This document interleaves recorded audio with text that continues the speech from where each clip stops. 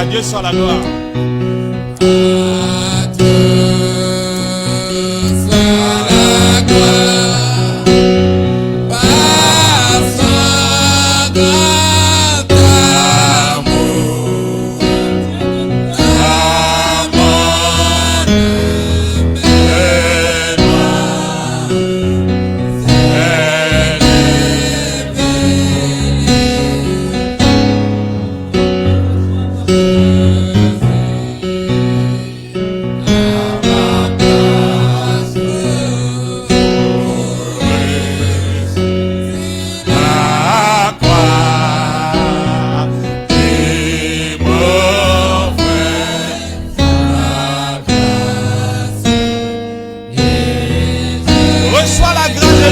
Chantez-le, gloire à Dieu. Enlevez les mains, chantons-le.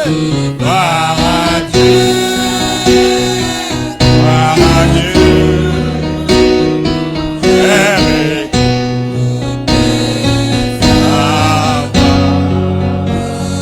Gloire à Dieu. Gloire à Dieu. On te réjouit. Oui, toi.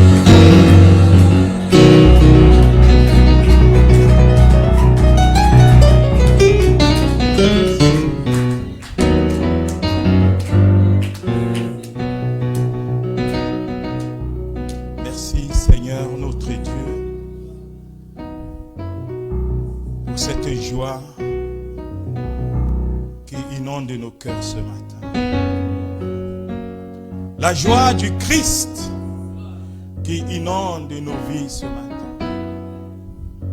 Ô Père, combien nous pouvons ressentir les vibrations qui émanent de ton trône, envahir nos corps en ce moment. Ô Dieu, combien cela nous rassure de ta présence suffisante. Les cœurs se sont élevés, les louanges se sont élevées. Ô Seigneur, comme une offrande d'une odeur agréable à tes narines, les parfums se sont élevés au travers de nos voix pour chanter la louange à la gloire du Dieu rédempteur que tu es, le Dieu sauveur que tu es, le Seigneur, le roi des rois, le Christ de nos vies. Combien, ô Dieu, nous sommes tout simplement reconnaissants à cette grâce qui nous a conduits ce matin dans ta maison. Ô Dieu, nous considérons ceci comme un privilège d'être là au Père, à consacrer ce moment pour le but. Oui, Seigneur, nous te prions, ô Père, au moment où nous voulons lire ta parole, nous te prions, ô Dieu, d'ouvrir notre entendement, Seigneur, de circoncire nos oreilles, nos lèvres, nos cœurs, afin que nous recevons le meilleur, que personne ne reparte tel qu'il est venu ce matin, mais que, oh Dieu, tu nous rapproches encore plus près de ce trône de gloire, ce trône, oh Dieu de marbre, ce trône d'or où tu es assis et tu règnes en Dieu souverain, étant adoré des séraphins, des archanges et des anges, et des 24 vieillards qui jettent leur couronne au devant de toi, déclarant que tu es la divinité suprême. Ton nom est Jésus-Christ. C'est toi ce matin. C'est à toi que nous avons élevé nos louanges. C'est toi, vers toi que nos cœurs se sont élevés. Et nos mains se dressent vers toi pour recevoir de toi ce matin, oh Dieu, encore une occasion de renouer, de recoller les bouts, de refaire ce qui n'a pas été, de racheter ce que nous pouvons par ta grâce. Ainsi ce matin, couvre-nous par ton sang, afin que toute condamnation soit ôtée et que toute culpabilité soit éloignée de nous, Père. De même que ton sang agisse pleinement et que, Seigneur, en aspergeant ce sang ce matin, que le malade retrouve la guérison, que celui qui était fatigué retrouve les forces, que celui qui était découragé prenne courage. Tu as dit à Josué, fortifie-toi. Et ce matin, que quelqu'un soit fortifié, car l'Éternel est notre bouclier, il est notre rocher, et il est avec nous, il est pour nous, et il combat pour nous. Béni sois-tu notre Dieu, notre roi, en qui nous avons apporté l'adoration, et par qui nous recevons toutes les grâces et les faveurs. En ce jour, nous te donnons la prééminence, l'honneur, la gloire et la louange, et la toute-puissance. Au nom béni de Jésus, nous t'avons prié. Amen. Alléluia. Que Dieu vous bénisse.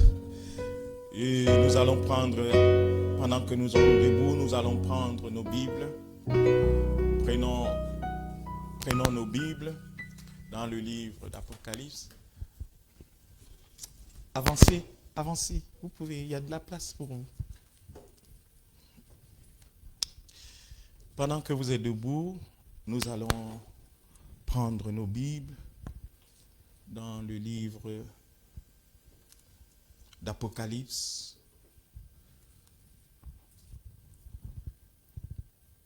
Nous prenons Apocalypse chapitre 2. Nous prenons à partir du verset 12.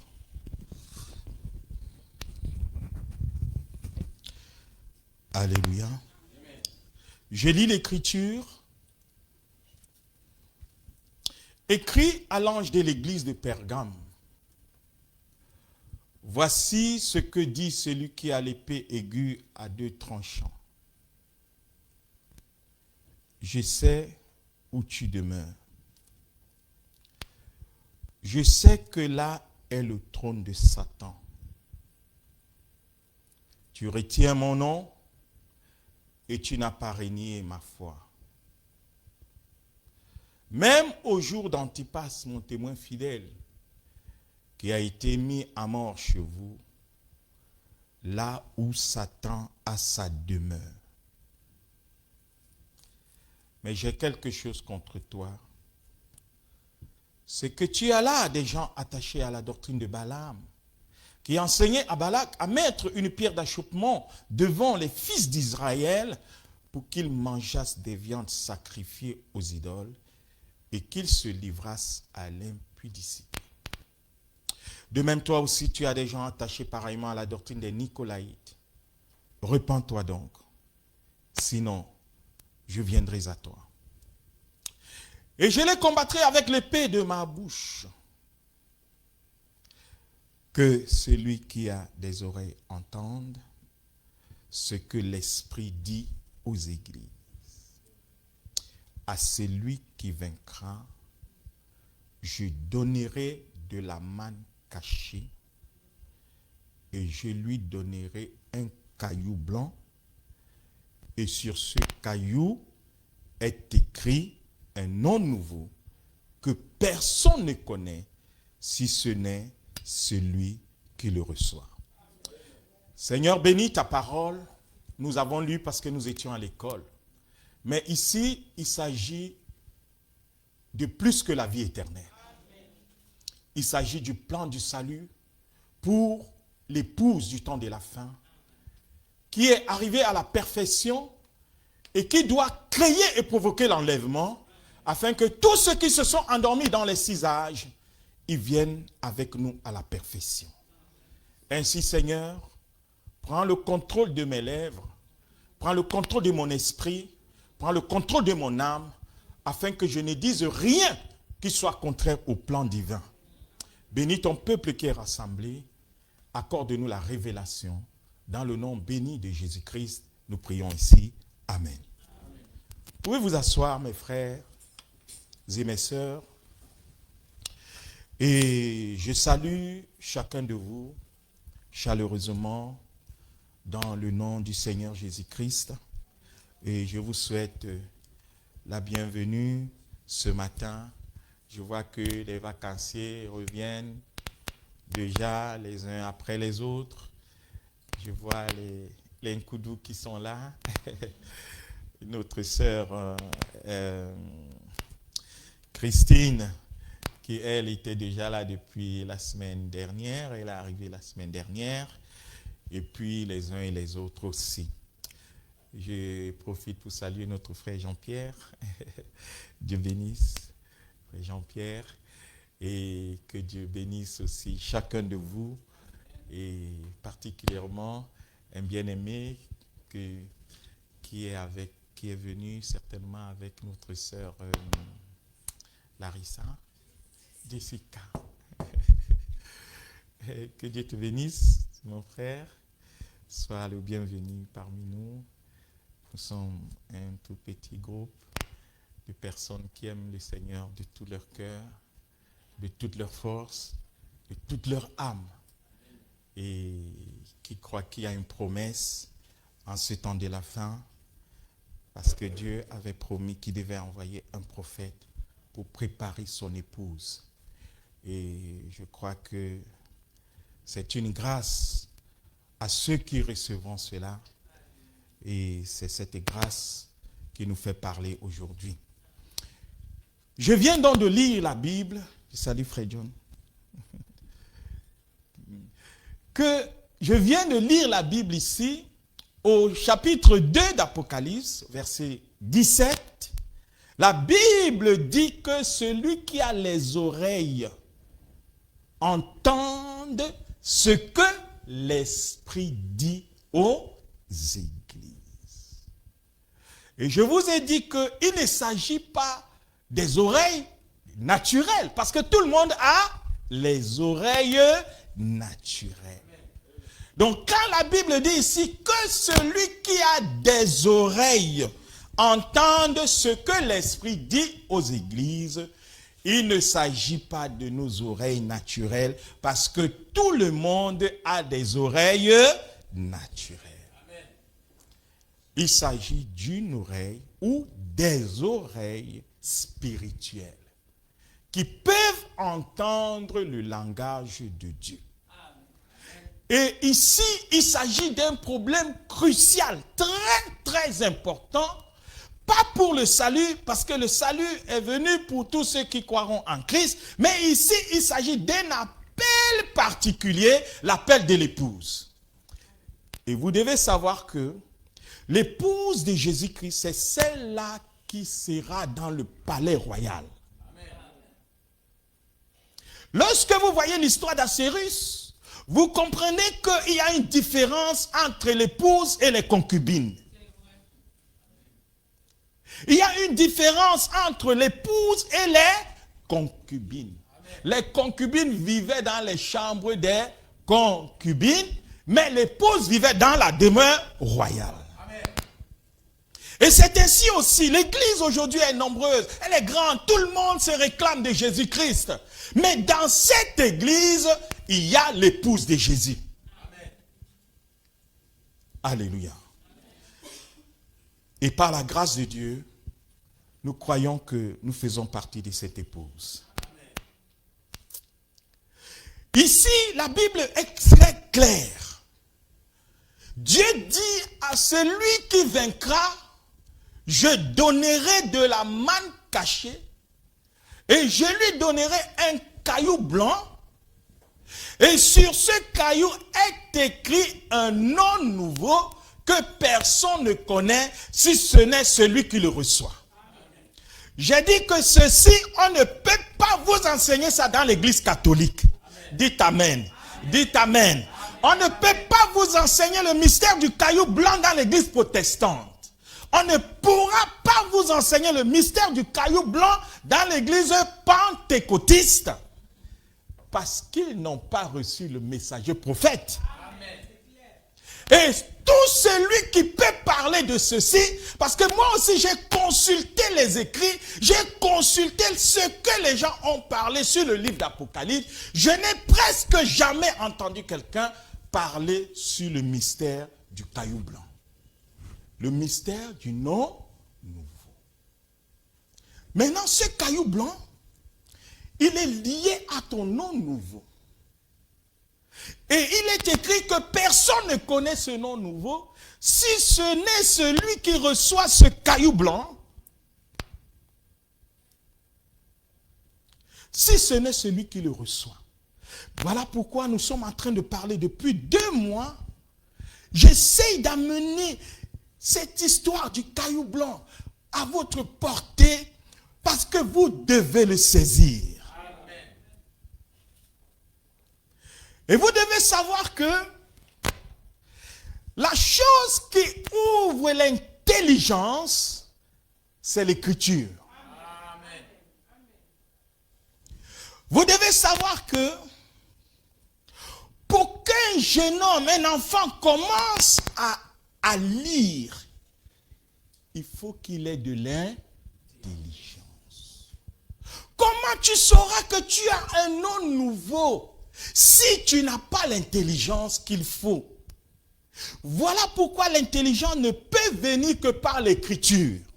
Parce que Daniel avait dit en son temps qu'au temps de la fin, beaucoup liront ce livre-là. Et lorsqu'ils le liront, la connaissance va augmenter. Et ça va blanchir un peuple, épurer, nettoyer.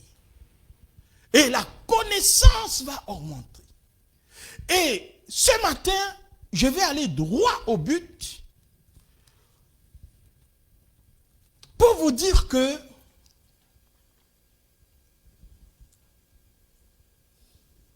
nous ne devons pas manquer le but. La première chose que je vous dis, vous avez la grâce d'avoir entendu la voix d'Élie. Alors ne manquez pas le but. Amen. Vous savez, celui qui a présenté aux Juifs le Messie, c'était Jean-Baptiste. Donc, ceux qui ont pu être les premiers disciples de Jésus, c'est ceux qui étaient d'abord disciples de Jean-Baptiste. Et quand il leur a présenté le Messie, il a dit, voici l'agneau de Dieu. Alors ils ont commencé à le suivre. ne manquez pas le but. Après avoir entendu, reçu, côtoyé ce message, de manquer le but. Que Dieu vous bénisse.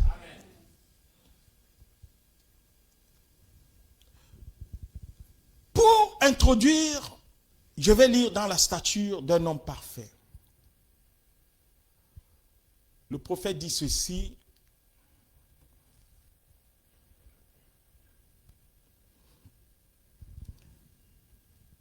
Au paragraphe 49,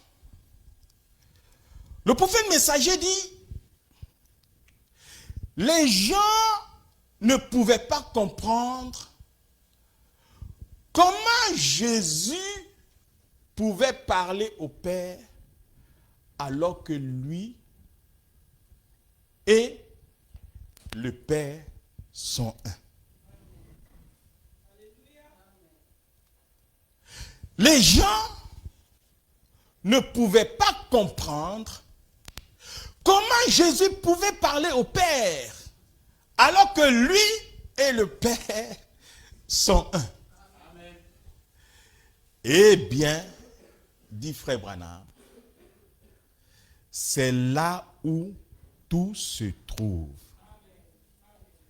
Certainement, cela dévoile. Certainement,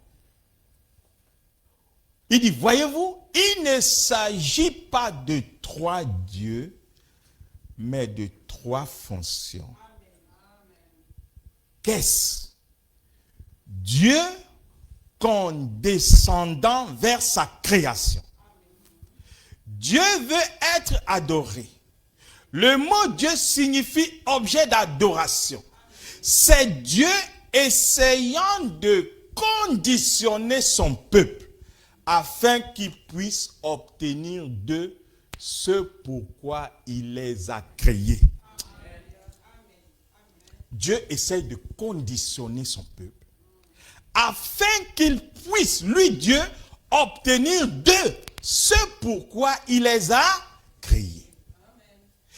Il ne vous a jamais fait pour être autre chose que fils ou fille de Dieu.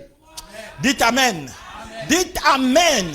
Vous n'avez jamais été créé autrement que pour être fils et fille de Dieu. Tu dois savoir, mon frère, ma soeur, que si Dieu t'a créé, c'est parce qu'il veut que tu saches, que tu reconnaisses que tu es fils ou fille de Dieu. Il dit, si vous manquez cela, c'est-à-dire être fils et fille de Dieu, vous avez manqué le but.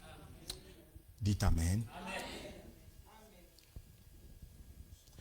Si vous manquez de comprendre que, en fait, quand Dieu vous a créé sur cette terre, c'est pour que vous soyez fils et filles de Dieu, vous avez manqué le but.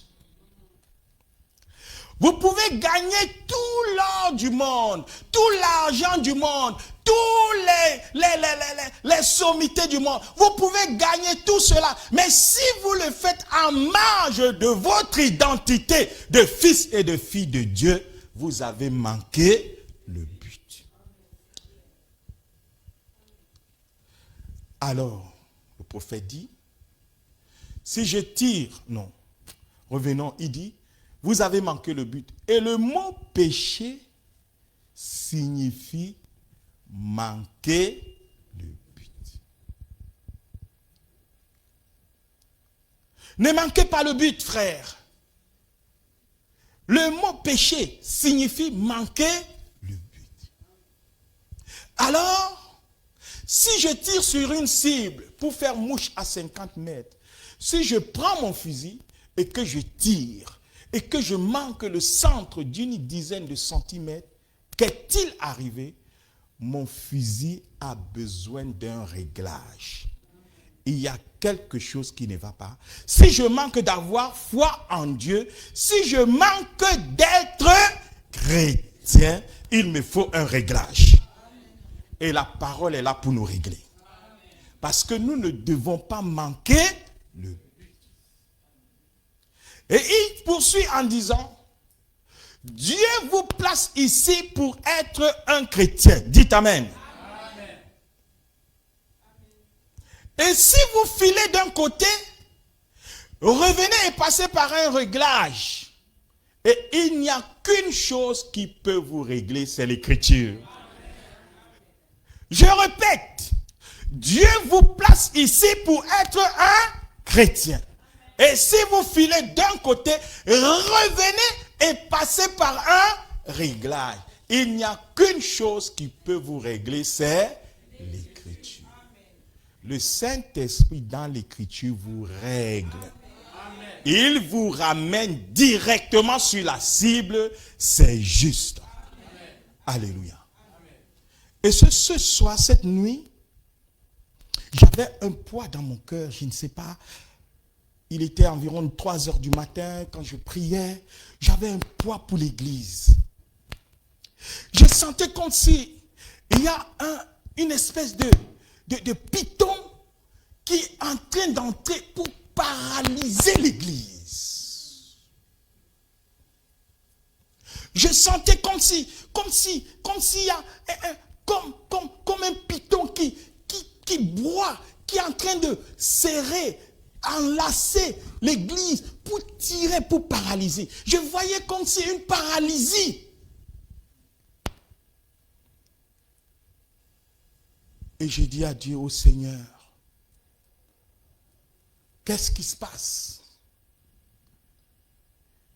Les gens n'ont pas la grâce de réaliser ce que tu as fait d'eux.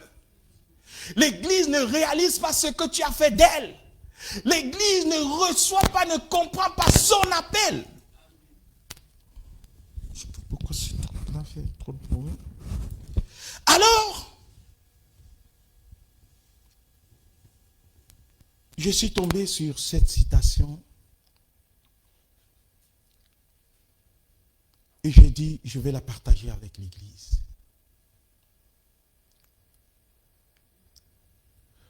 Dans ce message intitulé Témoignage, que Frère Branham a prêché le 14 août 1950, Dieu dit par la bouche du prophète, Dieu aimait Israël. Quand tu vois Israël, il faut te voir toi-même. Mais chaque fois qu'Israël péchait, il récoltait ce qu'il avait sémé. Et nous sommes passibles du jugement. Notez cela. Et rappelez-vous que je l'ai dit du haut de cette chair. Quand cela s'accomplira, rappelez-vous que je l'ai dit très bien. Il dit, mes amis chrétiens et amis pécheurs, quoi que vous fassiez, si vous croyez que Dieu m'a envoyé, cherchez le royaume de Dieu aussi vite que possible et entrez-y. Car c'est l'unique lieu de refuge que nous avons aujourd'hui. Le monde touche à la fin de l'âge. Vous n'êtes en sécurité qu'en Christ. Je ne dis pas cela pour vous effrayer. Moi non plus, je le dis avec autant de bon sens que je sais que je me tiens ici à cette chair et que je le dis. Mais mon cœur a été ému pendant un temps et je sais que nous sommes prêts pour quelque chose. Eh bien, venez. Et vous les chrétiens, ne restez plus dans cet état de tièdeur. Mettez tout de côté, approchez-vous de Dieu autant que possible, marchez avec lui, parlez avec lui, que tout le reste passe en deuxième position, sauf votre vie de prière. Ce que j'ai senti, Satan est en train de paralyser la vie de prière dans l'église. Les gens ne prient plus. Vous voyez les réunions de vendredi, il y a 5 personnes. Or, ce sont les réunions de prière. C'est l'État qui démontre que l'église est en train d'entrer dans un état de tiédeur. Mais Dieu nous interpelle. Par la bouche du prophète, il dit, approchez-vous de Dieu autant que possible. Marchez avec lui, parlez avec lui. Et ce qui m'intéressait le plus dans cette citation, c'est là où le prophète déclare que tout le reste passe en deuxième position, sauf votre vie de prière. Or, c'est la chose que Satan est en train d'attaquer. Satan est en train d'attaquer cette chose. J'ai ressenti ça. Satan est en train de l'attaquer. Excusez-moi. Satan est en train de l'attaquer.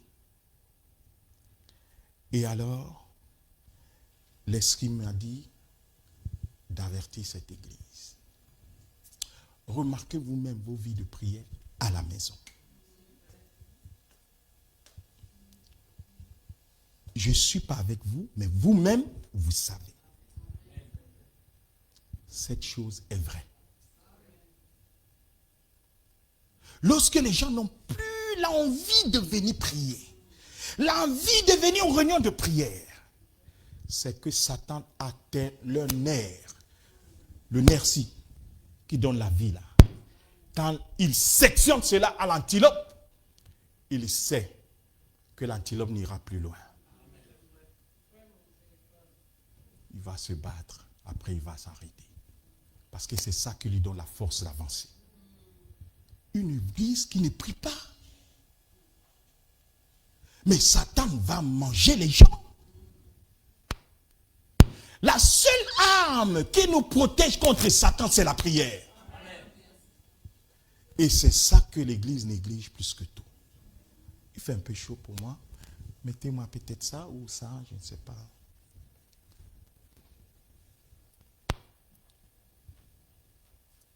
Alors, Église de Dieu, le prophète dit, accrochez-vous à lui tout le temps. Il dit maintenant,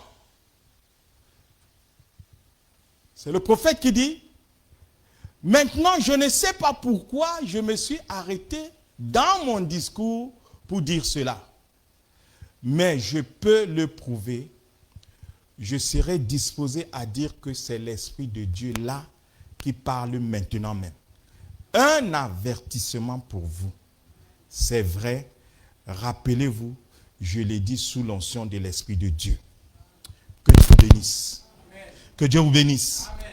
Que Dieu vous bénisse. Amen. Alléluia.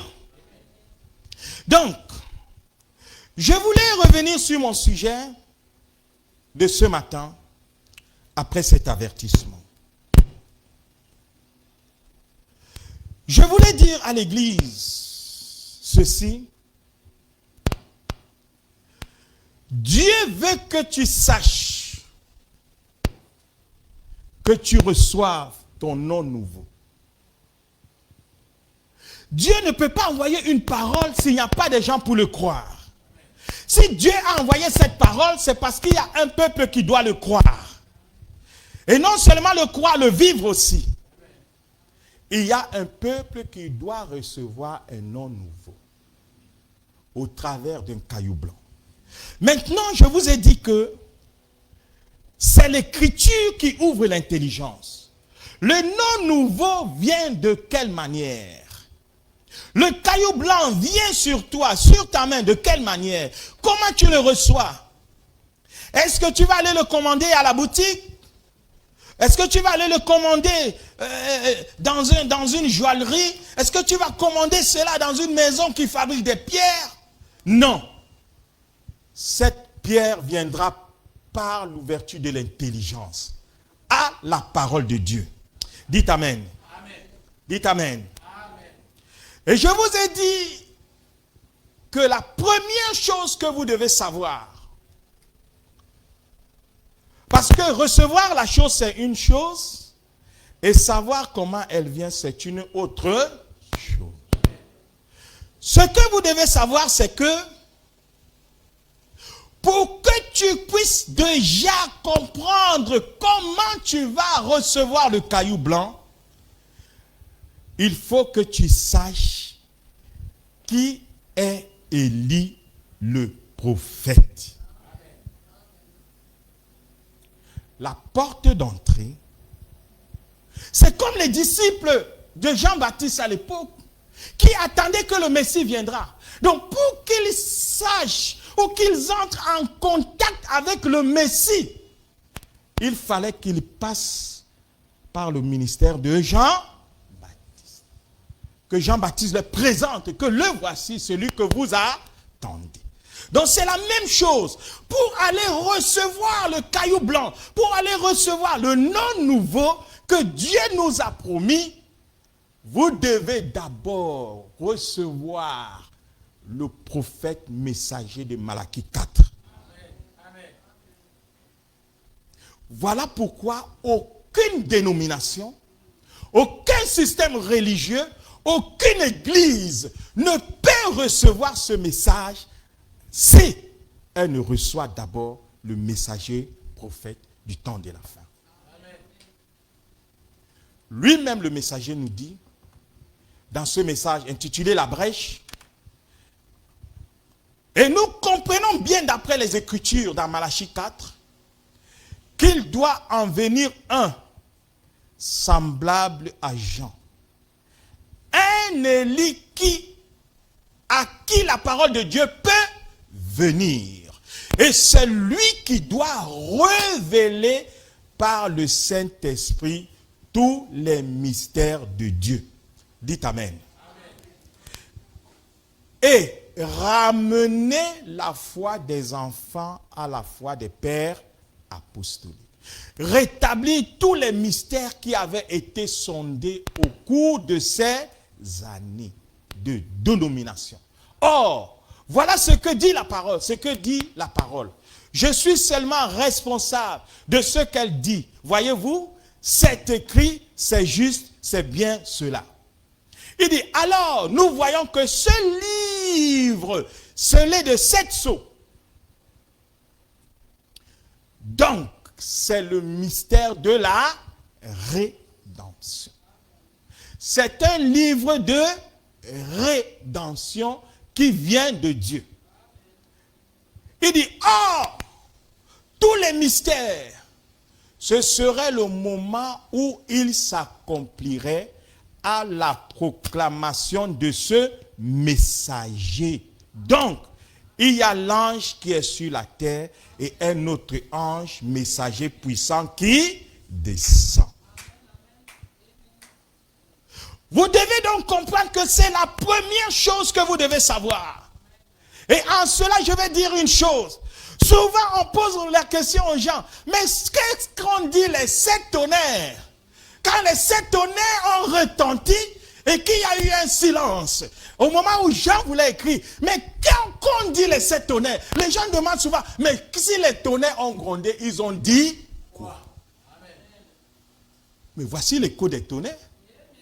L'écho des tonnerres, d'abord, c'est pour vous faire comprendre. C'est pour vous signaler que pendant que l'ange puissant descend, il y a un messager sur la terre. Ça, c'est les tonnerres qui commencent d'abord. Donc, la première chose, tu dois croire déjà qu'au moment où ce messager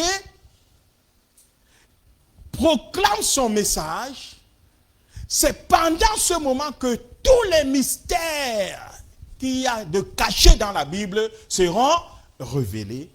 Entre autres, le mystère du caillou blanc. Le mystère du caillou blanc est révélé pendant que le messager prophète est en train de dévoiler son message. Vous êtes là? Il dit, voyez-vous, cet ange ici était un ange terrestre, un messager terrestre, mais en voici un qui descend du ciel avec un arc-en-ciel, une alliance. Vous voyez, ça ne peut être que Christ. Maintenant, nous comprenons que le mystère du caillou blanc, pour vous le schématiser, parce que nous sommes toujours dans notre sujet, le standard de Dieu, si vous voyez le modèle, le standard, le modèle approprié, le prototype de Dieu. Vous comprenez que le mystère du caillou blanc, qui est lié avec ta rédemption, parce que Frère Branham dit, c'est le mystère de la rédemption. C'est le livre de la rédemption. Les sceaux révèlent la rédemption. Les sceaux cachaient le mystère complet de la rédemption.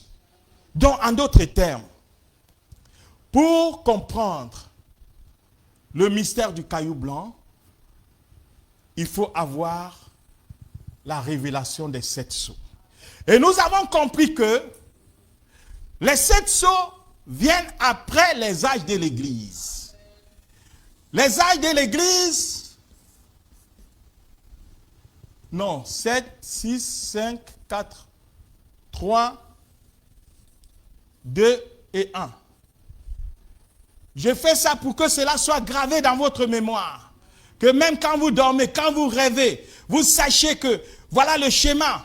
Comment le mystère du caillou blanc, comment le mystère du caillou blanc va venir, comment je vais recevoir mon nom nouveau, mais par quoi je vais recevoir, comment je vais recevoir ce nom nouveau.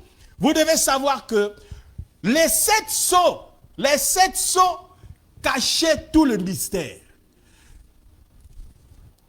Et les 7 sceaux, vous les retrouvez ici. Donc les 7 sceaux détenaient tout le mystère. C'est les sceaux qui cachaient ce mystère. Donc pour que nous comprenions ce qu'il y a dans ce mystère, il faut que les sceaux nous soient révélés. Et le prophète nous dit, dans le 7e sceau, il dit, et vous vous souvenez, c'est à l'intérieur de la pyramide que se trouvait le mystérieux roc blanc qui n'avait rien d'écrit dessus. Et les anges m'ont fait entrer dans la pyramide que formaient les mystères de Dieu qui ne sont connus qu'à eux. Et donc, eux, c'étaient les messagers qui étaient venus interpréter cette pyramide ou ce message du secret des 7 sceaux qui repose à l'intérieur de la pyramide. Comprenez donc que c'est à l'intérieur de la pyramide que se trouvait le mystérieux roc blanc. Donc si nous cherchons le roc blanc, nous devons entrer dans la pyramide, à l'intérieur. Et lorsque nous explorons l'intérieur de la pyramide,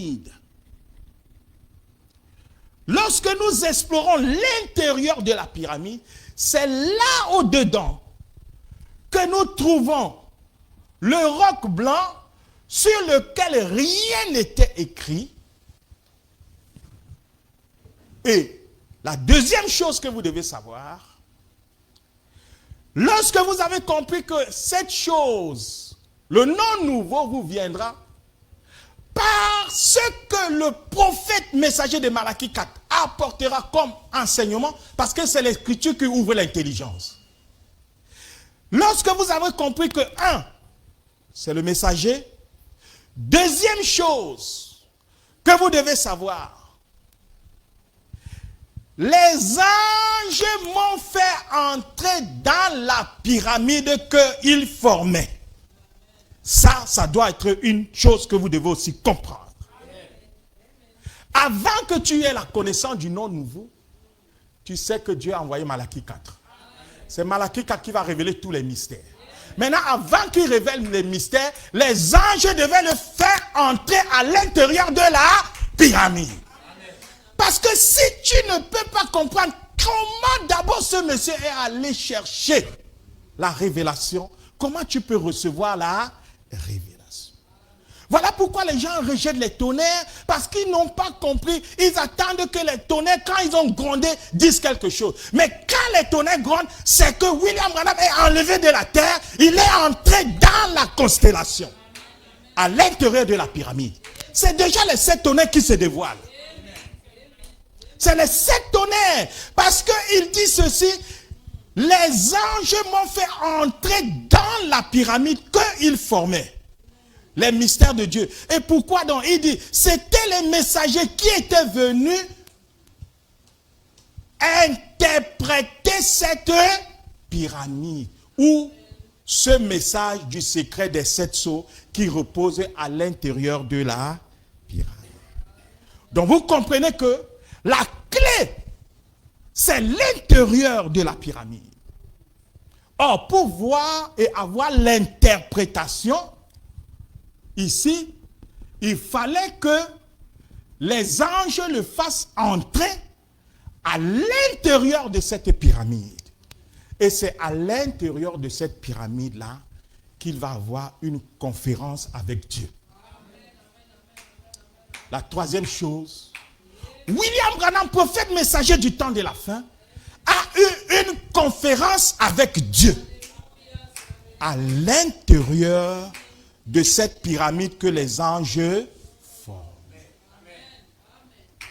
Et c'est là qu'il va lui être donné l'interprétation du message des 7 sceaux. Vous êtes là? Amen. Maintenant, quand vous lisez la Bible, je vous ai dit que Jésus était la parole.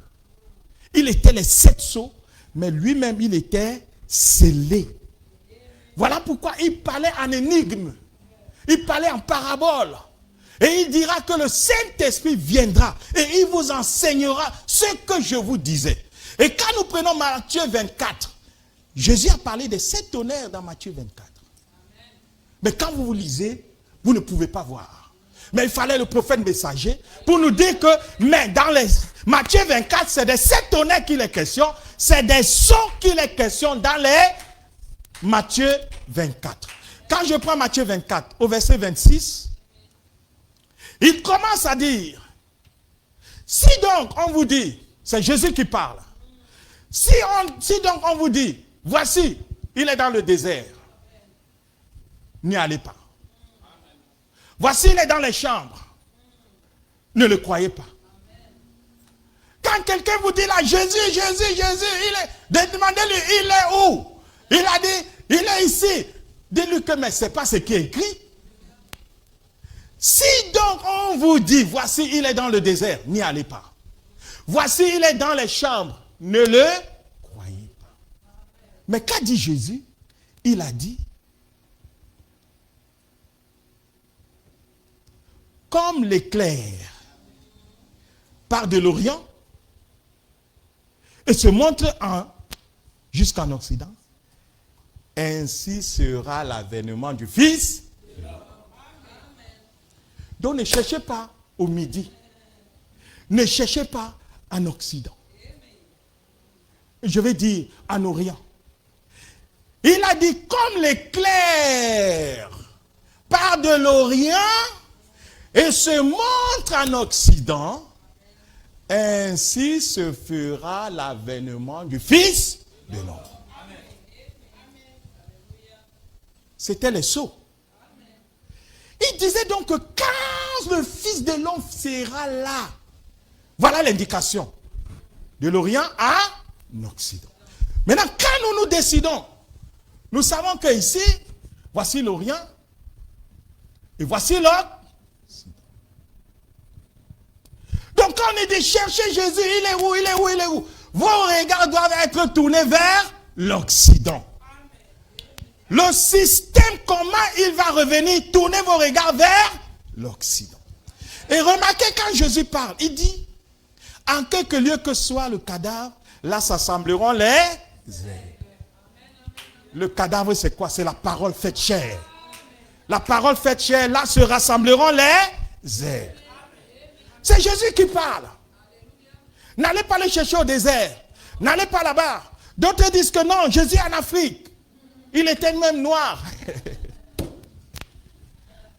Oh mon Dieu. Jésus lui-même dit de l'Orient à l'Occident. Allez en Occident.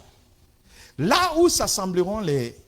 Là où s'assemblera, il dit quoi? En quelque lieu que soit le cadavre, là s'assembleront les aigles. Le cadavre, là, c'est la parole faite chair. C'est là où il y aura les aigles. Au verset suivant, il dit, aussitôt après ces jours de détresse, le soleil s'obscurcira, la lune ne donnera plus ses lumières, les étoiles tomberont du ciel et les puissants des cieux seront ébranlés. Alors, le signe du Fils de l'homme paraîtra dans les cieux. Jésus a dit que le signe du Fils de l'homme paraîtra où? Dans le ciel. Donc, si les gens étaient un peu intelligents, ils devaient chercher le signe du Fils de l'homme. Mais dans le ciel. Amen. Alléluia. Amen. Alors, le signe du Fils de l'homme paraîtra dans le ciel. Toutes les tribus de la terre se lamenteront. Et elles verront le Fils de l'homme venant sur les nuées du ciel avec puissance et une grande gloire. Il enverra ses anges avec la trompette retentissante et ils rassembleront ses élus des quatre coins, depuis une extrémité des cieux jusqu'à l'autre. À la suite, il va dire, instruisez-vous par une comparaison tirée du figuier. Dès que ses branches deviennent tendres et que les feuilles poussent, vous connaissez que l'été est proche. De même, quand vous verrez toutes ces choses, sachez que le Fils de l'homme est proche, à la porte. Je vous le dis, en vérité, cette génération ne passera point que cela n'arrive. Maintenant, regardez dans l'histoire du monde. Où est-ce que le signe de l'homme est paru dans les cieux? Il avait dit en Occident. Et en Occident, on a vu les gens aux États-Unis. On les a vus. Le magazine Science, qu'ils appellent Science, le magazine des sciences, prendre une photo. J'ai la photo ici. Vous devez savoir que je suis en train de vous amener comment vous devez recevoir le caillou blanc. Il voyait que le magazine, ou alors les scientifiques, ont pris la photo d'un nuage mystérieux dans le ciel. Mais vous savez que Jésus a dit, le signe du Fils de l'homme paraîtra dans le ciel. Est-ce que j'ai la projection?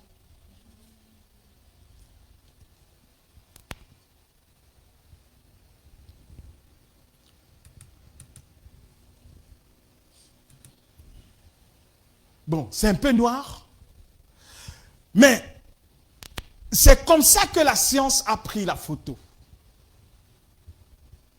C'est-à-dire, dans cette image, peut-être que si je la mets, voilà, comme ça. Voilà comment la science a pris cette photo. Et ils ont dit, un nuage mystérieux apparaît dans le ciel. Ce n'est pas les fakes qu'on fait aujourd'hui. On montre un cheval qui est en train de courir là. Ça, ce n'est pas les fakes. Quelqu'un trafique son ordinateur, il met un cheval sur les nuages, le cheval est en train de courir. Ici, là, mon frère, c'est la NASA. C'est les observatoires qui ont pris cette photo à une altitude de 42 km de haut. Ils ont capté l'image. Et ils ont dit, un nuage mystérieux apparaît. Et ce nuage-là, voici la terre et voici la photo. Souvenez-vous, Jésus avait dit, le signe du Fils de l'homme apparaîtra dans les cieux. Mais les gens ne savent pas de quoi il s'agit.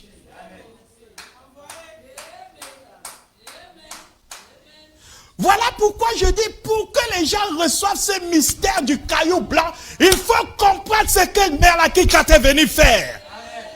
Quel était le ministère de Malachie 4? Maintenant, il dira que les anges m'ont fait entrer dans cette pyramide. Et quand les anges l'ont fait entrer dans cette pyramide, c'était pour recevoir l'interprétation du roc blanc, du caillou blanc. Parce que c'est ce roc blanc qui est découpé en morceaux pour que chacun reçoive son caillou blanc. Vous êtes là? Et lorsque lui va venir, ça c'est ce que la science a témoigné. Vous pouvez trouver ce truc vous partez sur Internet, vous tapez magazine Life de 1963. 17 mai, vous tapez cela, ça va vous sortir sur Internet, ils vont vous sortir cette photo. C'est les scientifiques qui ont pris la photo de cela dans les airs. Mais c'était l'accomplissement d'une écriture. Le signe de l'homme apparaîtra dans les cieux. Le signe du Fils de l'homme. Et il avait dit, de même qu'il part de l'Orient en Occident. Donc ça devait se passer seulement en Occident. Voilà pourquoi cette chose, cette photo, les scientifiques l'ont prise. Mais ne sachant pas ce qu'elle représentait, mes frères Branham dit ça ne les concerne pas, ça concerne l'épouse de Jésus. Et lorsqu'il viendra prêcher,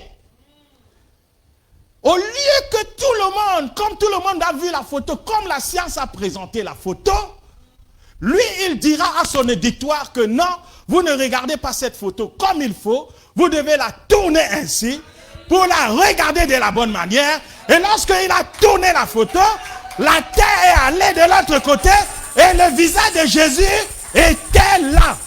Je vois Jésus ici. Je vois les yeux ici. Je vois un nez ici. Je vois une bouche ici. Regardez ça bien, vous voyez, il y a quelqu'un dedans. Il y a quelqu'un dedans ici. La nuit, je le regardais bien. Je dis, mais je vois qu'il y a quelqu'un. Ça, c'est trop gros, ça ne monte pas bien. Regardez ici. Viens voir là. Ici. Regarde cet écran. Ou bien regardez l'autre écran là-bas. Vous voyez bien les yeux. Vous voyez bien le nez. Vous voyez bien sa bouche. Il y avait quelqu'un dans cette photo. Et frère, maintenant on appelle ça la photo de Jésus. Ici, c'est le dessin. Ici, on a dessiné, c'est un portrait de Hoffman. Mais la photo, c'est-à-dire qu'on prend le cliché, ça, c'est la photo de Jésus. Comme lui-même, le Seigneur Jésus avait dit, le signe du Fils de l'homme apparaîtra dans les cieux. Donc Jésus apparaît dans les cieux. Mais il était venu pour faire quoi? Pour apporter l'interprétation pour que les gens sachent c'est quoi le roc blanc. C'est quoi le caillou blanc sur lequel est écrit le nom nouveau de chaque vrai croyant. N'allez pas parler de ça dans l'église de Moïse Billet. Ils ne comprendront pas. Ivan Castano, ils ne comprendront pas. Ça, ce sont les domaines qu'ils ne peuvent pas saisir. On monte dans la spiritualité et on monte dans les sphères. Là où les poulaillers ne peuvent pas arriver, là où le corbeau ne peut arriver, là où seulement les aigles peuvent monter. Là où il y a le cadavre, s'assembleront les aigles. Là, c'est le repas des aigles. N'amenez pas ça chez les baptistes. On va vous chasser. N'amenez pas ça chez les pentecôtistes. On va vous chasser. Ici, c'est pour un peuple particulier. Une église particulière. Un sacerdoce particulier. Un appel particulier. L'appel de l'épouse de Jésus-Christ. Qu'on appelle la dame Élie. Alors, Lorsque cette chose s'accomplit, oui, là-bas ça montre encore mieux. Lorsque vous voyez ce regard, vous voyez ses yeux, vous voyez sa barbe, vous voyez sa bouche, vous le voyez, il est là. C'est ça que les scientifiques nous ont seulement dit. Mais ils ont monté la photo à l'envers.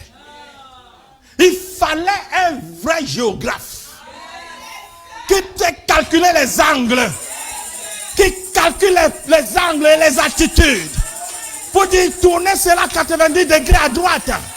Un vrai géographe. Alléluia. Parlez-moi d'un prophète.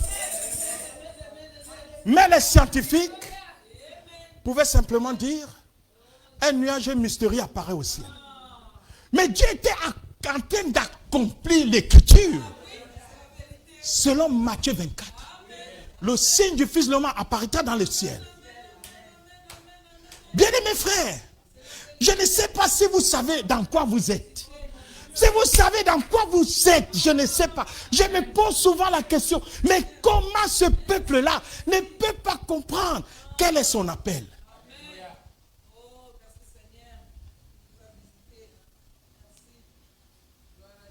Remarquez, c'est le prophète messager qui va nous donner le bon angle de la photo. Et c'est là qu'il commence donc à interpréter ce qui était à l'intérieur du roc blanc. Parce que lui-même, il était à l'intérieur.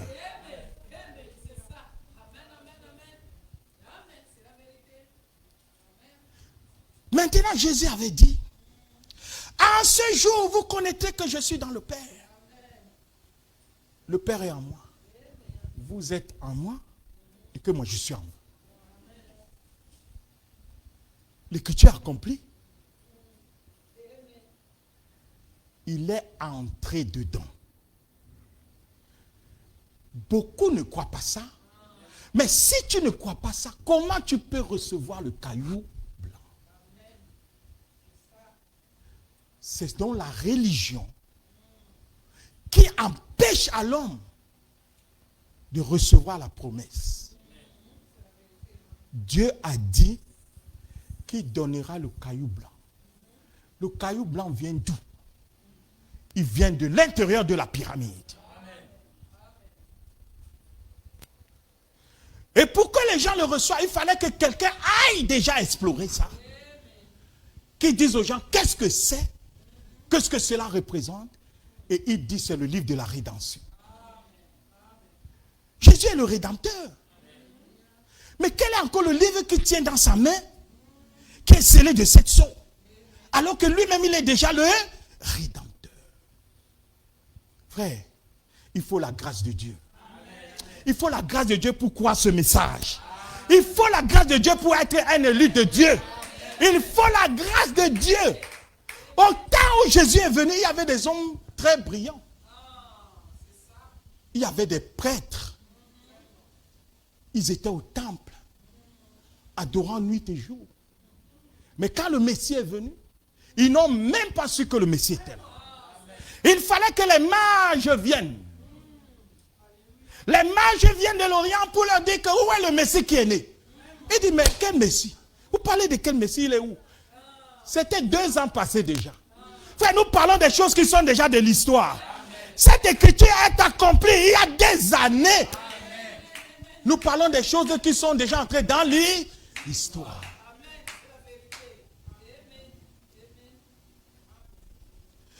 Donc comprenez une chose. Pour recevoir le mystère du caillou blanc, vous devez déjà comprendre comment Dieu a amené cela. Vous devez savoir que tout était scellé dans les 7 sceaux. Dans ce livre où Jésus était assis et il tenait dans Apocalypse 5 un livre dans sa main scellé de 7 sceaux, vous devez comprendre que tout ce qui concerne les mystères de Dieu et le mystère de Dieu était scellé dans les 7 sceaux. Vous êtes là? Le prophète dira donc, les 7 sceaux retiennent le mystère du livre. Vous dites amen? Amen. Les 7 sceaux retiennent le mystère du livre. Je suis dans la brèche. Les 7 sceaux retiennent le mystère du livre. Maintenant, ce qui est important pour toi et pour moi, il dit, tant que nous n'aurons pas vu ce qui a été scellé par ces 7 sceaux, nous ne faisons que présumer. Vous comprenez?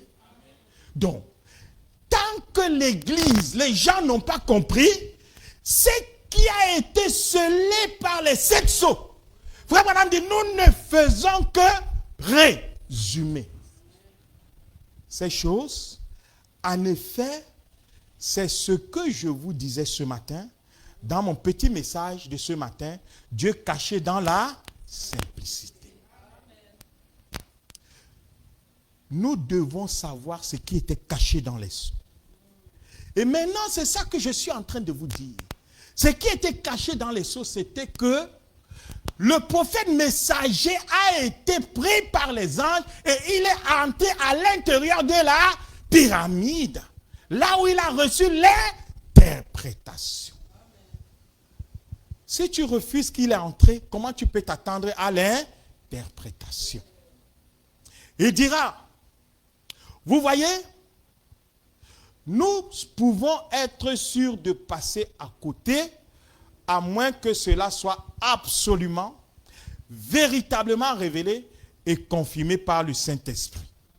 Voyez-vous, si le prophète s'élève et vous dit que ceci veut exactement dire cela, et que Dieu ne le confirme pas, oubliez cela. Il dit, voyez, il dit, mais il faut que Dieu confirme chaque déclaration, chaque chose, pour qu'elle soit juste. Ses enfants vont surveiller ces choses, vous voyez, ils seront vigilants.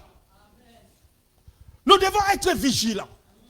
Nous devons être vigilants sur ces promesses qui concernent particulièrement l'épouse du temps de la fin. Il y a une épouse qui est appelée à un rassemblement. Pas au rassemblement des poulaillers, mais au rassemblement des aigles. Parce que là où il y a le corps, c'est là où s'assemblent les aigles. Et il dira encore, dans le 3e exode, maintenant tous les mystères de la justification, de la sanctification, du baptême du Saint-Esprit ont été déjà expliqués. Maintenant, il prend les points restés en suspens sur ce qui est tenu secret dans les 7 sceaux, pas les 7 églises. Les 7 sceaux ont révélé les mystères. Et il commence alors à nous dire, il dit les 7 sceaux ont révélé les mystères. Et il dit, je me suis rendu à Tucson. J'avais annoncé cela avant que cela n'arrive. Je me tenais au nord de Tucson. Il y a des témoins de cela. Quand une détonation se fit entendre, et Jésus avait dit, les puissants des cieux seront ébranlés. Il dit, une détonation se fait entendre, et se fit entendre, et déplaça presque les montagnes de leur fondement. Et au même moment, un cercle de lumière était suspendu là dans les airs. Un cercle de lumière était suspendu dans l'air. Et alors, il a ouvert cette chose par le sommet. Vous voyez où il a ouvert? Il a ouvert cette chose par le sommet. Et quand il a ouvert cette chose par le sommet, et on a vu là-dedans une pierre blanche sur laquelle rien n'avait jamais été écrit. C'est un mystère.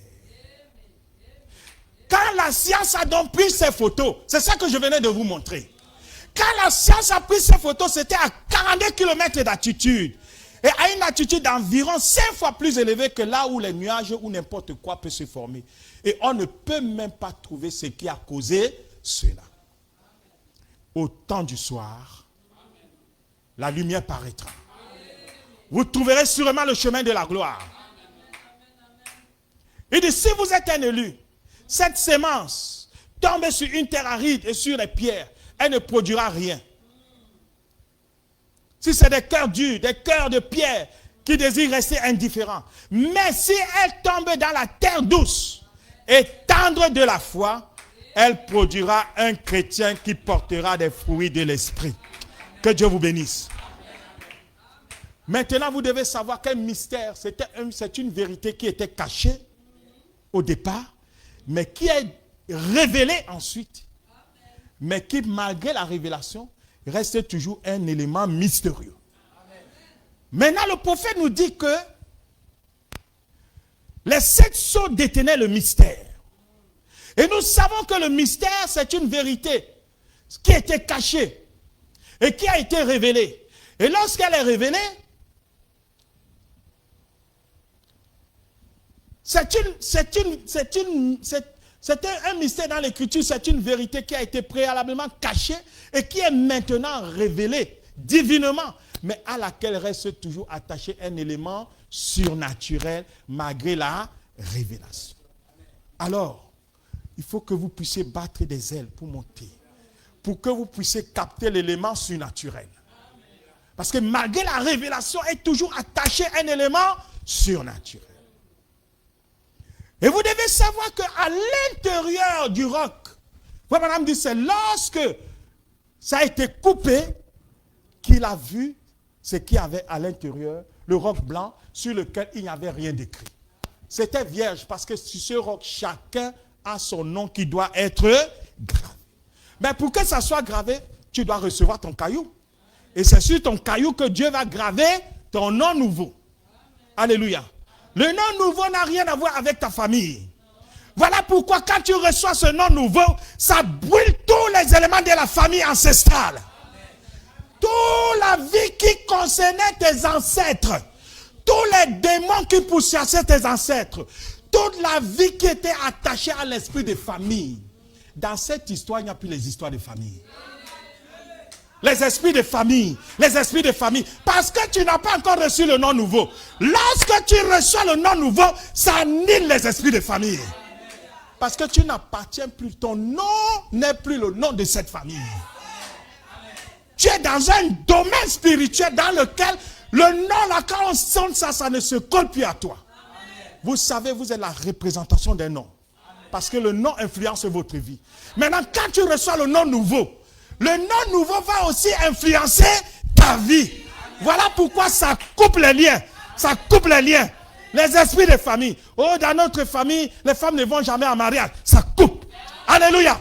Au nom de Jésus, ça coupe. Dans notre famille, quand les femmes vont en mariage, elles rentrent toujours dans leur maison. On coupe cela au nom de Jésus. Dans notre famille, c'est difficile que les femmes accouchent. On coupe cela au nom de Jésus. Dieu a dit, il n'y aura point de stérile dans ma maison. Lorsque tu reçois le caillou blanc, ça annule les condamnations passées. Les condamnations qui étaient sur tes ancêtres. Les malédictions qui étaient sur tes ancêtres. Ça annule cela. Et ça te ramène au point initial. Voilà pourquoi on parle du livre de la rédemption. Ça te ramène à ta véritable identité. Oh, frères et sœurs. Quel Dieu puissant nous servons. Reçois le caillou blanc. L'esprit de famille va fuir. Les esprits des nations vont fuir. Parce que quand tu reçois ce nom-là, tu es simplement sous l'influence d'une chose. Tu es sous l'influence du Christ. Tu es sous l'influence de Jésus-Christ. Voilà pourquoi votre foi est véritable. Vous n'êtes pas hypocrite. Ce que vous êtes, c'est vraiment ça. Oh, dans notre famille, il y a trop la colère. Quand tu reçois le nom nouveau, la colère part. Vous me dites, quand j'ai reçu le Saint-Esprit, quelqu'un a insulté ma mère. Comme je suis un ancien putscheur, j'aurais pu le putcher. Mais comme j'avais déjà le Saint-Esprit, je me suis mis à genoux, j'ai levé les mains, j'ai prié pour cet homme. Or, il dit qu'ils ont l'esprit de colère dans les familles. Il faut que tu reçoives ton nom nouveau. Il faut que tu reçoives ton nom gravé sur ce caillou blanc. Mais il faut que tu aies d'abord l'écriture, ouvre d'abord ton intelligence. Et c'est ce que nous sommes en train de faire. Qui lui crut un jour que le Messie descendra et il naîtra par le sein d'une vierge. Israël attendait pas le Messie ainsi. Ils attendaient que le Messie descende sur les corridors ou alors sur une échelle, comme Jacob avait vu. Là, dans son rêve, il a vu une échelle d'or qui partait il a vu une échelle qui partait de la terre jusqu'au ciel. Il voyait les anges monter et ils descendaient. Ces anges ne descendaient pas, ils montaient, mais ils montaient et ils descendaient. Donc c'était des anges qui vivaient sur terre. Que Dieu vous bénisse. Alors il se disait que le Messie, quand il viendra, il y aura une échelle qui va partir du ciel et va descendre directement dans le temple de Jérusalem. Et c'est la même chose qui est en train de se passer aujourd'hui. Dieu est en train d'accomplir. Dieu se révélant dans la simplicité. Dieu se révélant dans la simplicité. Et personne, ou cela est en train de passer sur les gens comme ça. Mais que cela ne passe pas au-dessus de toi. Parce que c'est là que Dieu a caché le nom nouveau. C'est là que le caillou blanc est caché. Alléluia. Nous avons donc compris que ce mystère ne peut pas se déployer si nous ne comprenons pas ce qui s'est passé lorsque cet événement. Vous comprenez maintenant d'où vient cette photo-là? Cette photo-là vient tout simplement de ce que la science a filmé.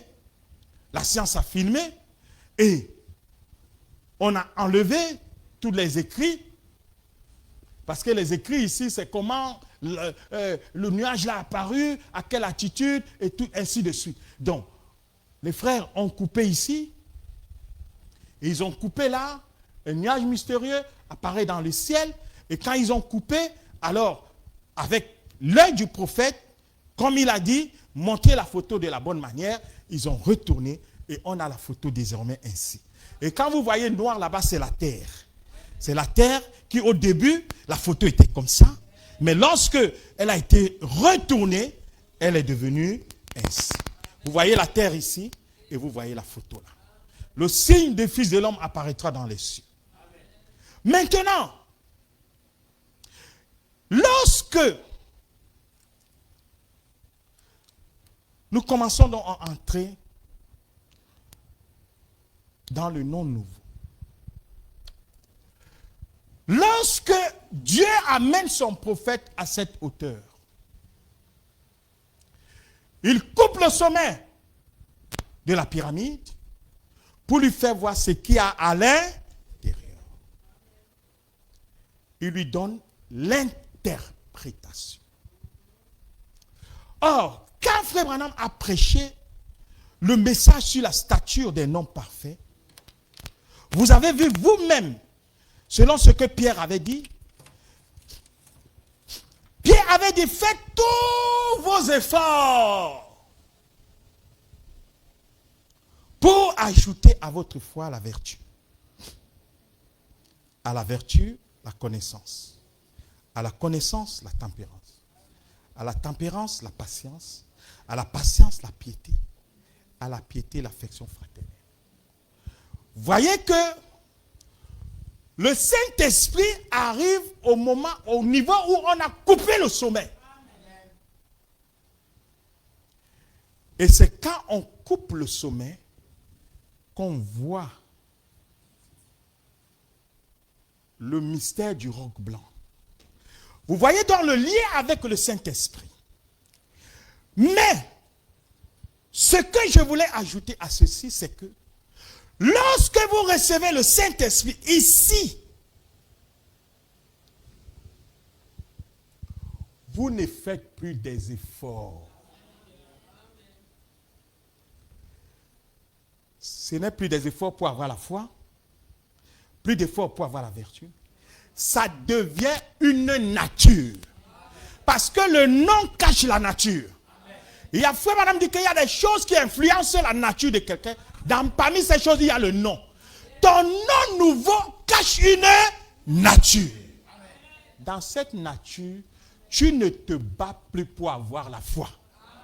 Tu ne te bats plus pour les vertus.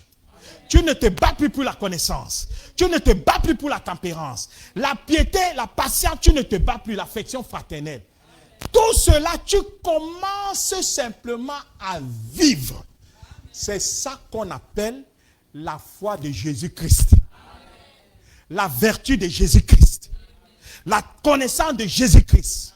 la tempérance de Jésus-Christ, la patience de Jésus-Christ, la piété de Jésus-Christ, l'affection fraternelle de Jésus-Christ, qui n'est rien d'autre que la charité, qui est l'amour parfait. Lorsque l'homme entre donc dans l'exercice de ceci, puisque le nom influence la nature, ça nous donne notre nouvelle nature. Si vous voulez, notre nouvelle identité. Et c'est là où Frère Branham dit que tout ce que Dieu a fait, c'était pour montrer à l'homme que réellement je t'ai racheté. Le prix que j'ai payé au calvaire, maintenant je te donne de manifester et vivre la propre vie que je pouvais mener. Voilà pourquoi, lorsque vous allez recevoir le nom nouveau, c'est vous seul qui connaissez votre nom nouveau. Parce que votre nom nouveau est entaché de nature. D'une nature, peut-être que ton nom nouveau a une dose de foi très élevée. Mais automatiquement, tu auras toute cette vertu. Toutes ces vertus vont découler en toi. Quand tu reçois ton nom nouveau, tu reçois aussi les 7 vertus. Voilà pourquoi d'autres se sont aventurés. Ils ont dit que les 7 tonnerres, ce sont les 7 vertus. Mais non. Parce que les 7 tonnerres sont ici en haut. Les 7 tonnerres, c'est eux qui coiffent la pyramide. Mais dans les 7 tonnerres, il y a chacune des vertus qui étaient déjà en bas. Mais la vertu en bas était humaine. Celle qui est en haut, elle n'est plus humaine. C'est une vertu qui est déjà spirituelle. Voilà pourquoi tu ne fais plus des efforts. Au début, Pierre dit, faites tous vos efforts. C'est ce qui est écrit. Pour adjoindre à votre foi. Mais quand vous arrivez ici, la nature de la pierre blanche qui influence désormais ta vie, parce que cette pierre blanche, le nom nouveau qui est écrit dessus, ce n'est pas un nom de famille, mais c'est un nom qui porte des natures. Ça peut s'appeler piété, ça peut s'appeler patience. La patience fait chair. Vous voyez quelqu'un, vous lui faites tout, mais il est toujours doux. Il a quelque chose que toi, tu n'as pas. Parce que c'est la nature de son nom nouveau là. La patience fait chair.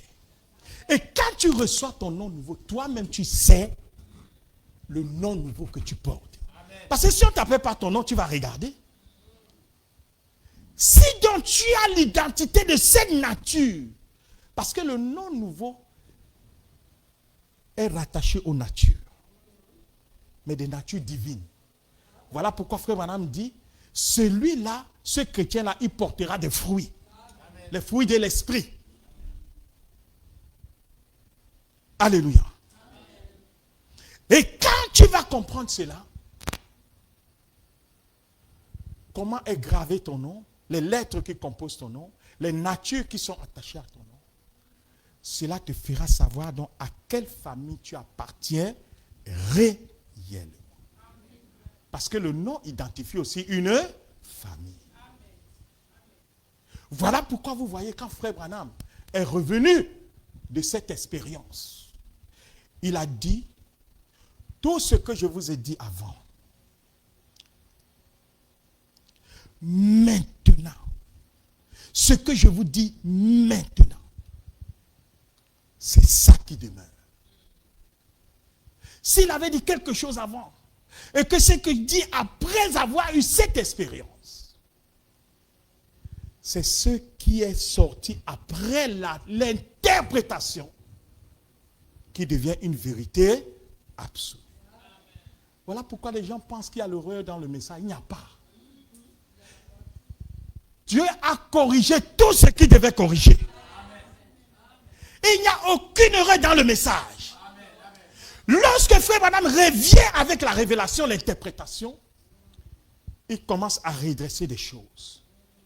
Voyez-vous, quand il a prêché sur le mystère du cheval blanc, il disait que le cheval blanc, c'est Jésus-Christ. Mais quand il revient après ça, il dit non, le cheval blanc, c'est l'antichrist. Il dit que c'est l'antichrist qui est sur ce cheval blanc-là. Mais il est tellement masqué qu'on ne le voit pas. Il a la ruse. Voilà pourquoi il est en blanc, pour qu'on ne sache pas réellement qui il est. Il porte un vêtement blanc. Mais faites attention. Le même qui est sur ce cheval-là, c'est lui qui va devenir rouge. Il va commencer à tuer. Le deuxième cavalier, il devient rouge. Après, il y a un autre cavalier qui devient noir. Il a tellement versé le sang. Et frère Branham dit, regardez, lorsqu'il a sa 4e chevauchée, il prend les 3 couleurs. Le noir, le rouge et le blanc. Il mélange cela et il devient pâle. Le cheval pâle, qui est le type même de l'hypocrisie. Prenez le livre d'Apocalypse, vous allez voir quelqu'un qui monte sur un cheval. Il monte sur un cheval blanc, il fait une chevauchée. Après, il prend un cheval rouge. Après, il prend un cheval noir. Après, le cheval devient pâle. Frère Branham explique que c'est l'antichrist qui est en train de chevaucher dans l'église. Et il arrive à un niveau où il devient pâle. Donc, on ne sait plus quelle couleur.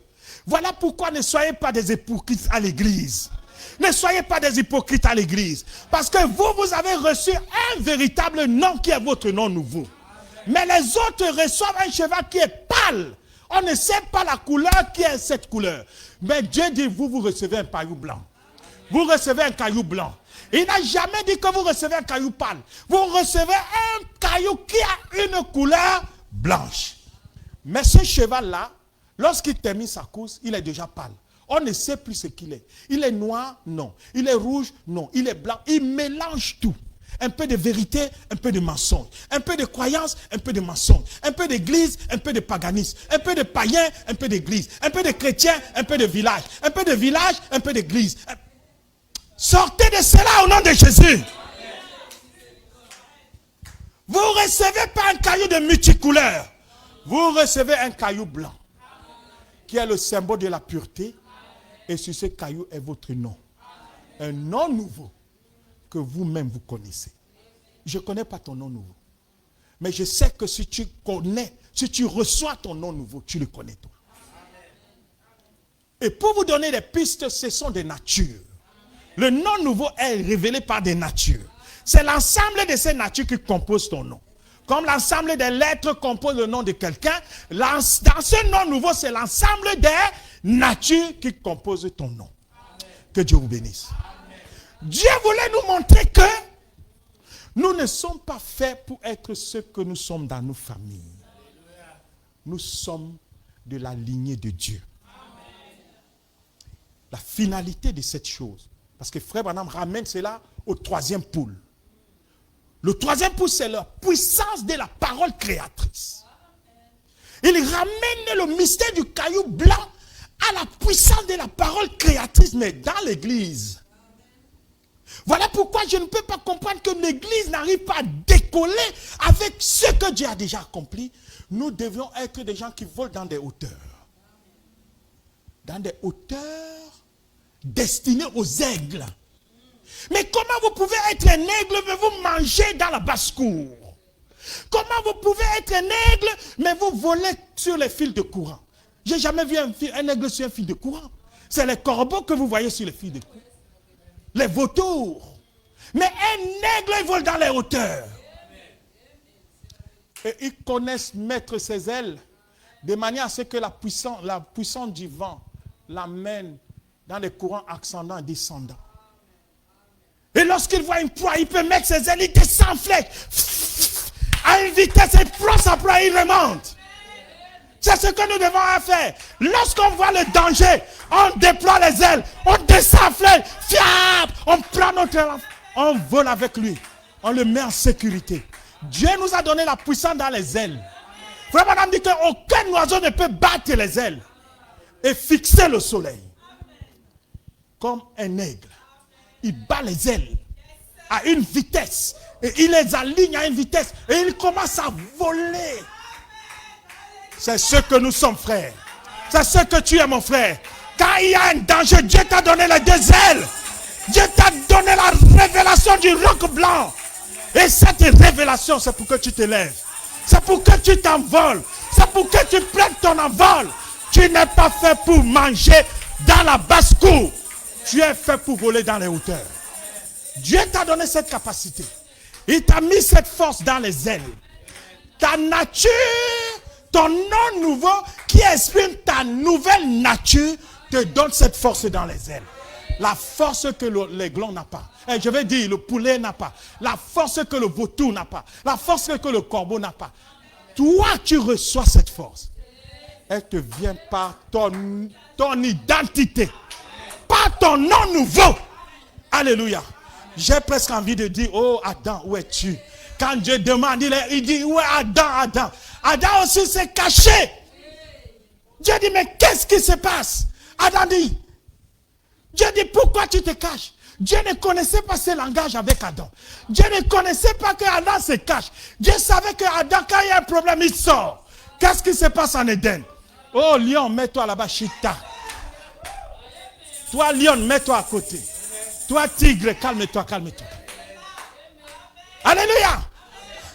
Il dit que quand un oiseau, quand le vent dérangeait Ève, les cheveux d'Ève, il dit non, laisse tomber. J'apprends que Adam était noir.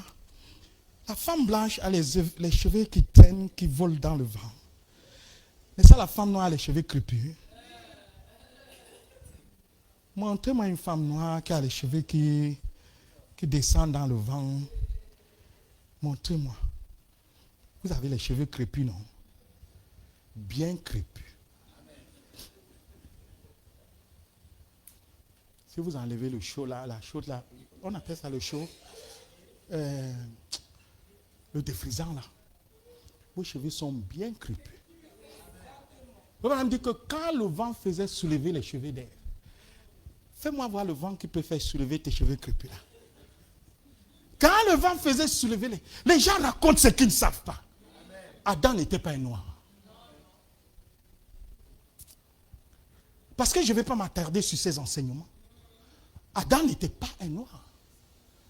Ève avait les cheveux qui montaient sur le vent. Quand le vent soufflait. On dit que quand le vent soufflait sur ses cheveux, il disait, vent, change un peu de trajectoire. Mais quel est cet homme? Mais Dieu voulait montrer que, après Adam, qui a chuté, après la chute, la relève est plus grande.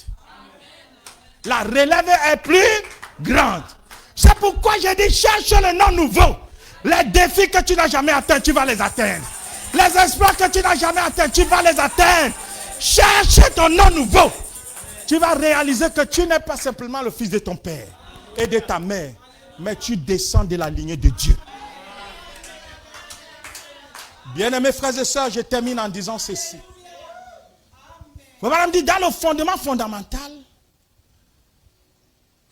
quand Dieu a créé l'homme, au commencement, il l'a créé supérieur à tout ce qu'il y a sur la terre. Dites Amen. Il lui a donné la juridiction de tout sur la terre pour tout contrôler. Avec ton nom nouveau, aucun sorcier ne peut contrôler ta vie.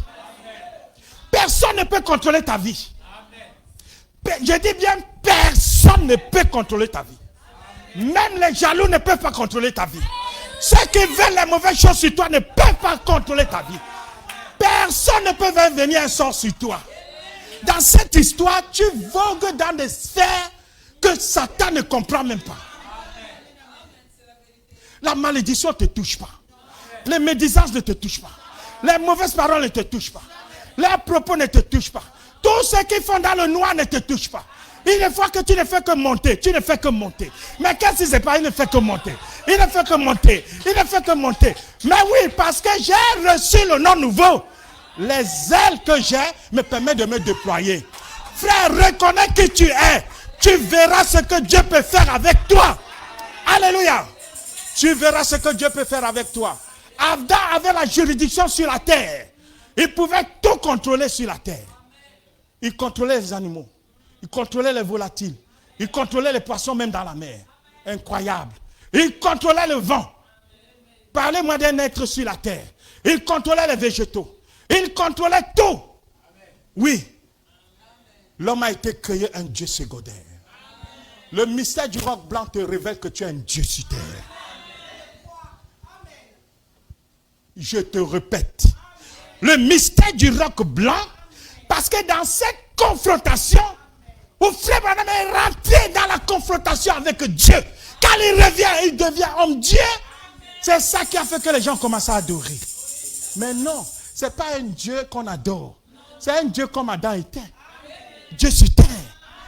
Avec le pouvoir et l'autorité de la parole. Le pouvoir et l'autorité de la parole. Parce que ce nom nouveau te donne la nature que quand tu parles, Dieu exécute. Parce que tu es de la lignée de Dieu. Tu prends ton identité. Tu reconnais ton identité. Tu reconnais ton nom nouveau. Et tu vois qu'il appartient. Tu viens de la lignée de Dieu. Alléluia. Il dit, il lui a été donné le pouvoir de contrôler tout. Tous les éléments sur la terre. C'était Adam. Il avait été donné à Adam tous les grands pouvoirs. Mais alors le pouvoir qui lui a été donné pour faire son choix, c'est par cela qu'il est tombé. Maintenant, quand tu reçois le caillou blanc, l'un des mystères du caillou blanc, du nom nouveau, c'est que tu n'as plus de choix. Ton choix est le choix de Dieu. Amen. Dites Amen. Amen. Dites Amen. Amen. Pas que non, Dieu sait. Ton choix devient le choix de Dieu. La volonté parfaite. Tu n'es plus dans les permissions. Tu vis dans la volonté parfaite. C'est ça aussi l'un des mystères que le caillou blanc cachait. Oh, que Dieu vous bénisse. Le pouvoir qui lui a été donné pour faire son choix, c'est par cela qu'il est tombé. Voilà pourquoi l'épouse du temps de la fin ne peut plus tomber. Frère Branham dit que l'épouse du temps de la fin ne peut plus tomber. Parce qu'elle n'a plus de volonté. Sa volonté est la volonté du maître. Sa volonté est la volonté de Dieu. Alors Adam pouvait parler au vent et les vents s'arrêtaient. Il pouvait parler aux arbres et les arbres lui obéissaient. Il pouvait parler à la nature et elle lui obéissait. Il pouvait parler aux eaux. Tout ce qui existait, tout obéissait à Adam. Eh bien mes frères, c'est ça le commencement de l'homme. Et c'est ce que Dieu lui avait donné comme pouvoir sur toute chose sur terre. Eh bien, au travers de la chute, il a perdu ce pouvoir. Alors il est devenu inconscient de cette réalité.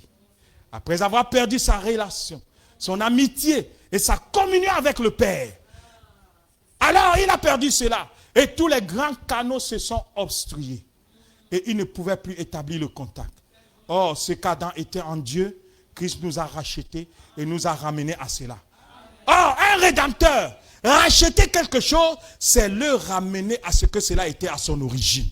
C'est ce que le caillou blanc fait. Ça te ramène à ton origine. À ton nom identitaire d'origine. Au nom qui t'appartient dès le commencement. Oh, et Adam ne devait jamais tomber malade. Il ne devait jamais mourir. Il n'avait jamais de soucis. Il n'avait jamais de chagrin. Il n'avait jamais peur. Il montait simplement dans les bras du Père, juste comme un enfant. Tout lui appartenait. Et tout ce qu'il demandait, eh bien, il l'obtenait simplement. C'est le ministère de tout pouvoir m'a été donné. Tout pouvoir a été donné à cette église. Et nous l'avons vu devant la maison d'Atiroy. Lorsque le troisième poule est entré, l'onction du troisième poule, c'était aussi l'onction de la pierre blanche. Alléluia! Demande ce que tu veux. Et Atiroy pouvait demander tout ce qu'elle voulait. La chose devait s'accomplir. Et elle a demandé ce qui est impossible à un être humain. Le salut de ses deux enfants. Pour montrer que dans cette dimension, l'épouse peut amener les choses à l'existence. Vous me parlez de votre travail qui vous préoccupe. Vous me parlez de vos enfants, vos familles. Abandonnez-vous à Dieu. Vous allez voir ce que Dieu peut faire. Alléluia. Que l'église sorte de ce train-train. Et que Dieu, l'église entre dans la puissance. Et que l'église entre dans l'exercice. Dieu veut voir celui qui vaincra. Et qui recevra son nom nouveau. C'est ce que Dieu veut voir. Tout lui obéissait. Parce qu'il était l'enfant de Dieu. Et l'enfant est l'héritier de toutes choses. Or, lorsque l'homme est tombé, il a perdu cela. Et alors, ce qu'il a perdu dans la chute, Christ est venu comme rédempteur. Vous êtes venus déjà arrêtés. Vous êtes-vous déjà arrêtés pour réfléchir à la raison pour laquelle Christ nous a rachetés? Il nous a donné la vie éternelle. Il nous a ramenés à la communion éternelle et à la relation éternelle avec Dieu pour être de nouveau. Voilà pourquoi il y a de nouveau, parce que le nom nouveau, ça nous introduit dans cette nouvelle filiation. Pour être de nouveau ses fils et ses filles, pour restaurer tout ce qu'Adam avait perdu dans la chute. Parlez-moi d'une restauration.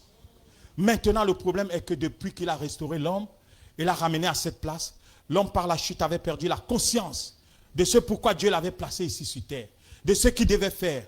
Et en d'autres termes, toute la tuyauterie, pour ainsi dire, notre cerveau et les issues, la foi, ont été obstrués par des affaires professionnelles.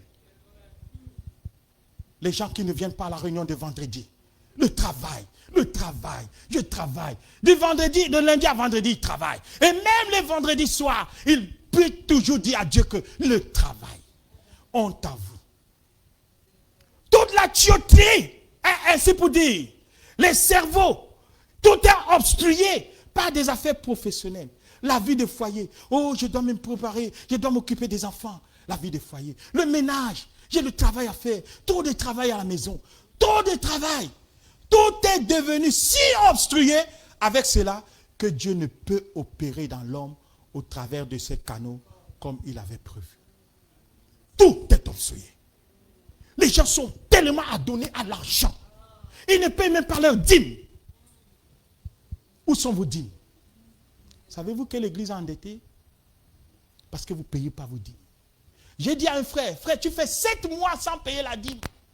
Tu veux qu'on n'ait plus d'église ou quoi? Donc si on n'avait pas des gens qui surpassaient ce qu'ils doivent donner, on n'aurait plus d'église. Quand tu fais 7 mois, tu ne payes pas l'église. Et il y a 1, 2, 3, 4, vous comptez au moins 7 frères, 5 frères, 6 frères et sœurs, 7, 8, comme ça, pareil. C'est toujours les mêmes qui payent. Mais même aux réunions, ils ne viennent pas. Ils sont au travail. Vous êtes au travail, mais vous ne payez pas même. Mais comment? Je me suis posé la question cette nuit, quand j'étais dans cette conversation avec Dieu. J'ai dit, mais comment tu peux véritablement te mettre à genoux et prier sincèrement Dieu, sachant que ça fait 7 mois que tu n'as pas payé ta dîme? C'est impossible. Je dis que c'est impossible. Voilà pourquoi Dieu a dit, Satan a paralysé l'esprit de prière. Parce que ce sont ces choses qui font que tu n'as plus aucune confiance. Toi-même, tu sais que tu ne peux même pas t'avancer pour commencer. Satan te dit, toi, tu peux élever la voix. Ça fait combien de mois que tu n'as pas payé ta dîme? Il te rappelle cela. C'est comme quelqu'un qui mène une mauvaise vie. Tu veux te mettre là pour élever. Frère, pour élever la voix vers Dieu, il faut traverser les puissances. Mais tu dois briser les... Il y a les murs que tu brises. Vous ne voyez pas ces murs, mais il y a des murs. N'est-ce pas que Gabriel est venu sauver Daniel? N'est-ce pas, il y a une résistance. Il y a des résistances, frère. Et ces résistances tiennent par ce que nous n'accomplissons pas avec Dieu. Satan te dit, toi là, tu peux élever la voix, essaye. Voilà pourquoi la vie de prière est faible. Au lieu d'avoir des aigles, on a des poulets. Tout est devenu, la tuyauterie est obstruée par des affaires professionnelles. La vie de foyer, le ménage, tout est devenu tout obstrué avec cela que Dieu ne peut opérer dans l'homme au travers de ces canaux comme il avait prévu. Or, quand Dieu a formé le corps humain, chaque petite partie avec un rôle à jouer. Les dents, la langue, les yeux, le nez. Dieu a tout placé là-dedans pour que cela fonctionne parfaitement et que l'homme puisse vivre. Et si Dieu a ainsi modélé l'homme, le corps de l'homme, à combien plus forte raison a-t-il modélé et placé en ordre le corps de Christ, l'Église? Que Dieu vous bénisse. Merci Seigneur.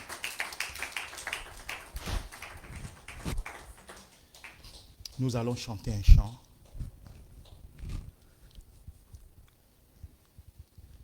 Que Dieu aide cette église. Dieu ne peut pas vous donner en vain des choses.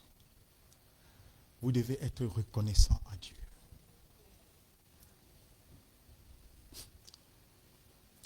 Hier, aujourd'hui, à jamais, Jésus ne change pas.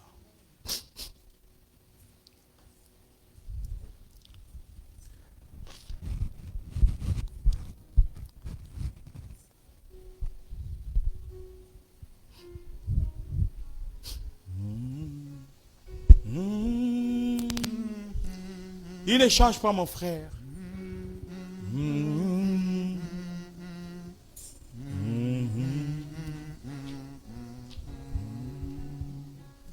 Hier, aujourd'hui, à jamais.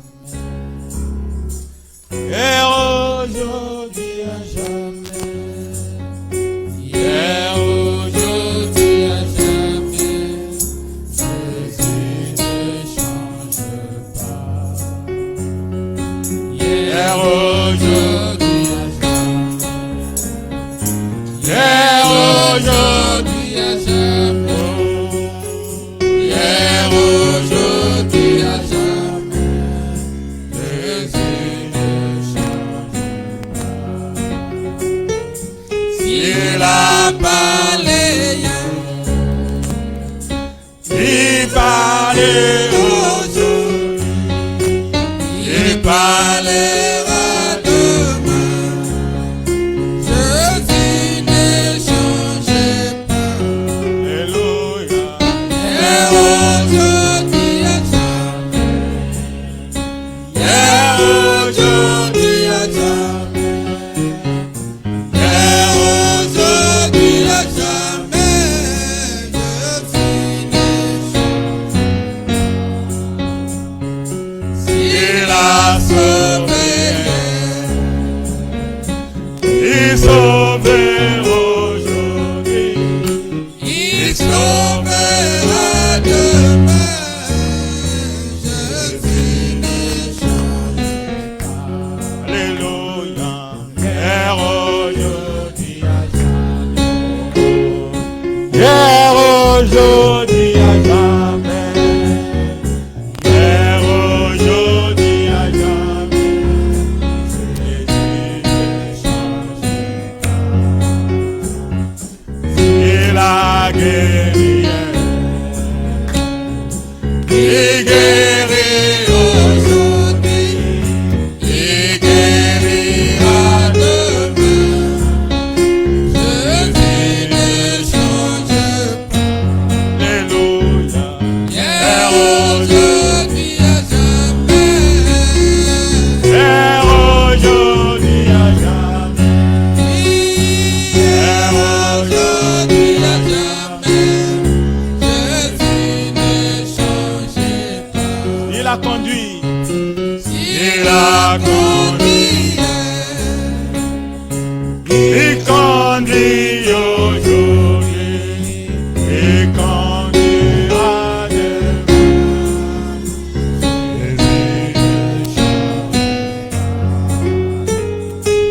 Hier, aujourd'hui, à jamais. Hier, aujourd'hui, à jamais. Hier, aujourd'hui, à jamais. Jésus ne change pas. Il a scellé, il scelle aujourd'hui, il scellera demain. Jésus ne change pas. Alléluia.